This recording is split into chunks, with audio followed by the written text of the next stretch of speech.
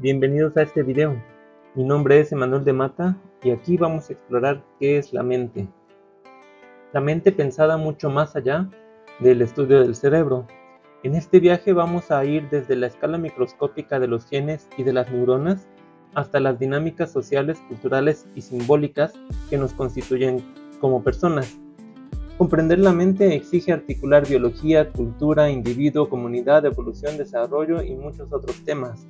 La mente no es un objeto encerrado en el cráneo, sino una expresión compleja, emergente y situada. Por ejemplo, un niño que está aprendiendo a hablar, además de sus funciones cerebrales, necesita un entorno que le ofrezca lenguaje, vínculos afectivos, reglas sociales. La mente emerge allí, en esa interacción. Esta perspectiva biocultural nos recuerda que la mente se forma en el cruce entre el cuerpo, el entorno y la historia compartida. Si queremos comprender la mente humana, necesitamos una mirada compleja e integrada, es decir, tenemos que abandonar el paradigma de simplificación y asumir que lo humano es al mismo tiempo biológico, psíquico, social y simbólico. Solo así podremos articular conocimientos que antes estaban dispersos, como la plasticidad cerebral, las narrativas personales, las estructuras sociales, el lenguaje, etc. En este enfoque integrador, lejos de diluir el concepto de mente, lo vamos a enriquecer, porque nos muestra que pensar la mente es también pensar la vida, la sociedad y el futuro. La mente es el espejo de nuestra humanidad. Vamos a ver diferentes perspectivas de la mente para tratar de entender cómo cada una de ellas está percibiendo este objeto de estudio. Porque la mente humana no es algo que solamente está ahí como flotando en el aire. Puede tener también algunas raíces profundas en nuestra biología, desde la regulación de funciones vitales como la respiración y la temperatura, hasta la activación de circuitos cerebrales que nos permiten recordar o razonar. Todo está mediado por estructuras y por procesos biológicos. La psicología biológica nos muestra cómo la herencia genética y el entorno interactúan para configurar tanto la salud física como la salud mental. En pocas palabras, pensar, sentir y actuar tiene una base material en la actividad del sistema nervioso. Por ejemplo, tomemos la depresión. No es solamente sentirse triste, sino que es un trastorno complejo en el que los niveles de neurotransmisores como la serotonina, la dopamina y la norepinefrina juegan un papel fundamental. Cuando hay un desequilibrio en estas sustancias, la comunicación entre neuronas se ve afectada, lo que puede producir alteraciones en el estado de ánimo, la motivación y el sueño. Los antidepresivos más comunes actúan precisamente sobre estos mecanismos. Aumentan la disponibilidad de serotonina en el cerebro y así mejoran la transmisión sináptica en las vías relacionadas con el bienestar emocional. Estos fármacos ayudan a restaurar el equilibrio químico necesario para que el sistema nervioso funcione correctamente. Comprender la mente desde la biología no significa reducirla a la química, pero sí reconocer que nuestras experiencias subjetivas tienen un correlato físico. Esta perspectiva es fundamental para la psicología moderna, no solo porque permite desarrollar tratamientos farmacológicos, sino porque integra el estudio del cuerpo y la mente como un solo sistema. La salud mental, por tanto, no puede abordarse sin considerar cómo funciona el cerebro, cómo se comunican las neuronas o cómo responden nuestros genes al entorno. Y hablando de la mente y de lo biológico, las emociones son respuestas biológicas moldeadas a lo largo de millones de años de evolución para ayudarnos a sobrevivir. Desde la perspectiva evolutiva, emociones como el miedo o la ira surgieron para aumentar nuestras oportunidades de sobrevivir y de vincularnos. Un ejemplo clave aquí sería el de la amígdala, una estructura cerebral que funciona como un sistema de alarma instantánea.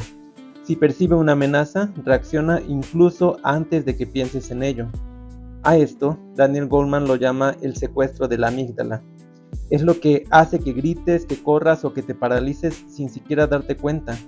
Pero el cerebro no termina su función ahí, sino que la corteza prefrontal, que es la parte más racional del cerebro, nos permite detenernos, evaluar la situación y decidir mejor lo que vamos a hacer.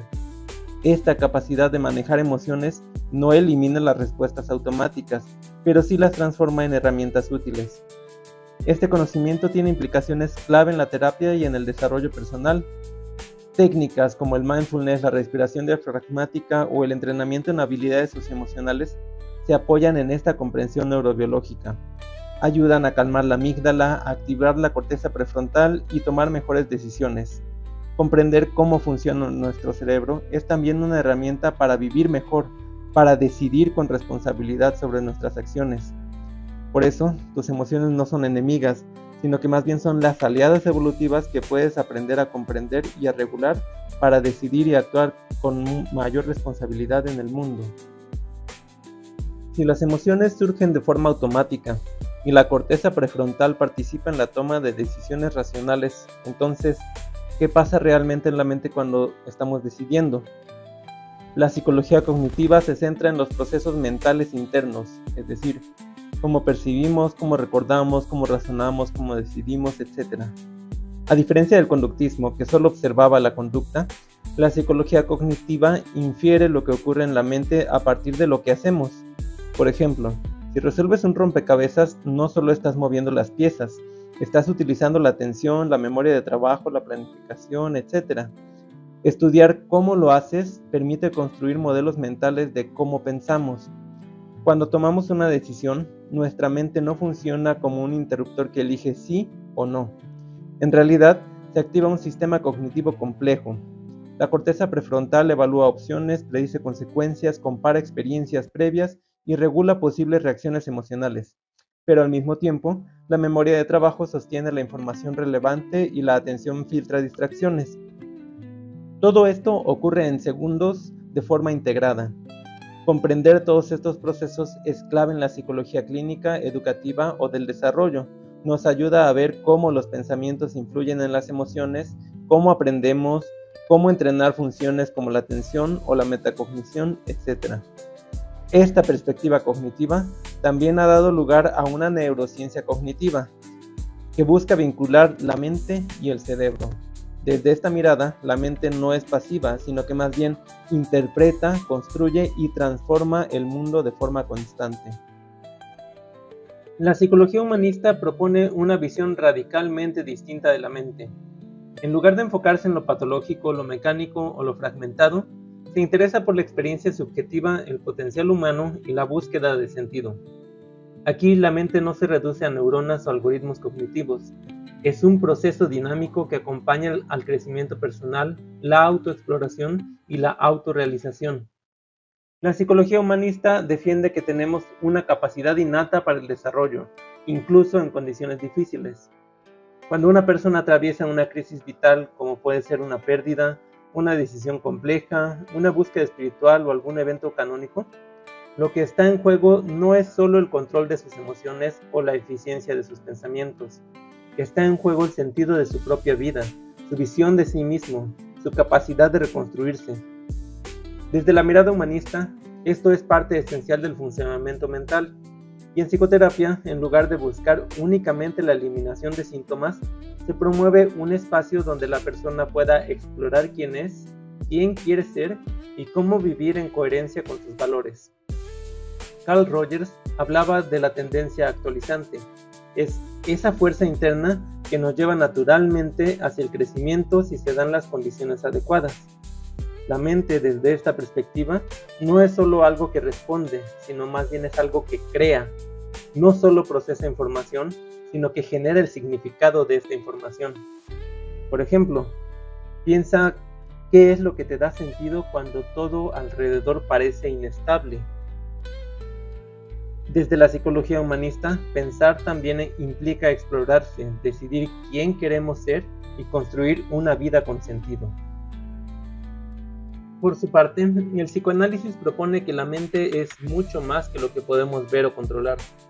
Para Freud, la mente es un sistema dinámico dividido en tres partes: el ello, que desea, el superyo, que prohíbe, y el yo, que media.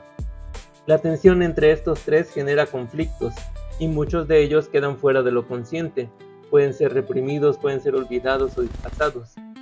Los sueños, los síntomas o los actos fallidos revelan lo que el yo intenta ocultar. Y en las teorías más contemporáneas de psicoanálisis también se ha ampliado esta mirada y ya no gira exclusivamente en torno a pulsiones sexuales o agresivas, sino que se da mucho mayor peso a las relaciones interpersonales y al contexto social y emocional en el que se forma la mente.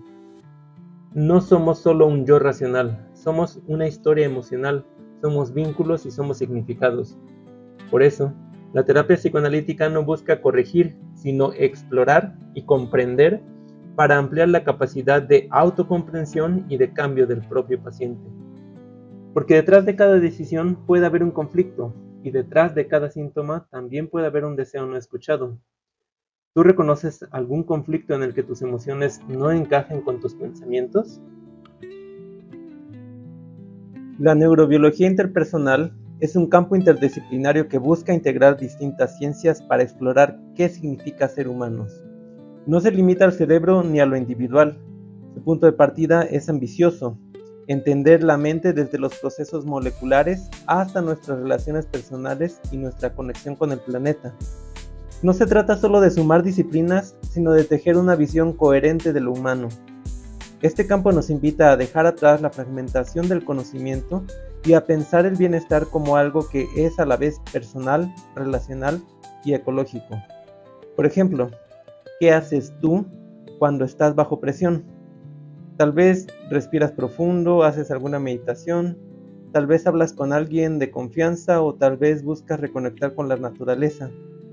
Desde la neurobiología interpersonal, estas acciones no son detalles aislados, sino que forman parte de un mismo proceso, una mente que se regula, se vincula y se conecta con el entorno. Y si entender la mente significara ver todas estas dimensiones como una sola red viva,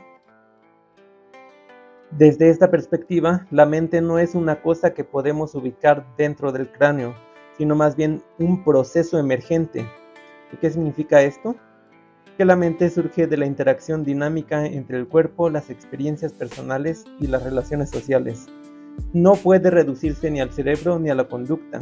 Es un fenómeno complejo que organiza y regula los flujos de energía e información dentro de nosotros y entre nosotros. Imagina, por ejemplo, que estás teniendo una conversación con alguien. Lo que parece solo un intercambio de palabras es en realidad un flujo intenso de energía y de información. En el tono de la voz, en los gestos emocionales, en los silencios, en las palabras. Tu mente está regulando todos estos estímulos, interpretándolos y respondiéndolos en tiempo real. La acción de la mente no se limita a lo que ocurre en el cerebro, sino que se extiende también a la interacción misma con otras personas. Así, la mente se construye también en el encuentro con el otro. Este proceso exige integración, es decir, la capacidad de articular lo cognitivo, los pensamientos, con lo emocional, que serían los sentimientos, y lo relacional, que son los vínculos que tenemos. Cuando estas funciones están bien integradas, la mente puede responder con coherencia, equilibrio y sentido. Pero cuando hay desconexión, por ejemplo, cuando no puedes identificar tus emociones o cuando tus pensamientos interfieren con tus relaciones, pueden aparecer síntomas psicológicos o algún malestar profundo. Una mente saludable es aquella que puede regular el flujo de energía e información de manera flexible y adaptativa. Cuando hay integración, hay adaptabilidad y resiliencia. Es decir, la mente se vuelve capaz de ajustarse a lo nuevo y de recuperarse del dolor. Cultivar la conciencia emocional, el autoconocimiento y las relaciones sanas no es un lujo. Es lo que sostiene una mente viva y flexible. La mente no es una máquina, es una red viva que se construye con cada experiencia y con cada vínculo.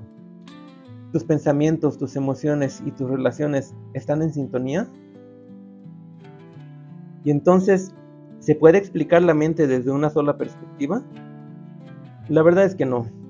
Este recorrido no busca agotar respuestas, sino más bien ofrecer una visión general de cómo distintas disciplinas han intentado comprender eso tan complejo que somos y aquello que llamamos mente. Cada teoría ilumina una parte del fenómeno mental. Pensemos, por ejemplo, en una crisis emocional. Podemos entenderla desde lo químico, lo cognitivo, lo simbólico, lo existencial o lo relacional. Ninguna mirada es completa por sí sola, pero juntas nos ofrecen profundidad y contexto. La neurobiología interpersonal nos invita a hacer esa integración, reconociendo que la mente emerge del tejido entre el cerebro, las experiencias y las relaciones. Comprender esto no solo es útil para teorizar, sino que nos ayuda a cambiar nuestra forma de vivir, nos permite ver que cultivar relaciones saludables, desarrollar conciencia emocional y cuidar nuestro entorno son prácticas mentales, no solamente prácticas individuales o sociales. También nos enseña que sanar no es solo equilibrar los químicos, sino que también se tienen que integrar algunas partes de nosotros, como los pensamientos, las emociones, los vínculos, nuestra propia historia. La mente es compleja, es dinámica, y ya que no hay un consenso definitivo sobre qué es, te dejamos con algunas preguntas para que sigas reflexionando. ¿Qué es para ti la mente? ¿Qué enfoque de los que vimos te parece más útil para entenderte mejor a ti mismo? ¿Y qué otra perspectiva de la mente conoces?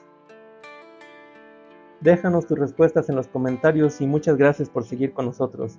Nos vemos en el próximo video.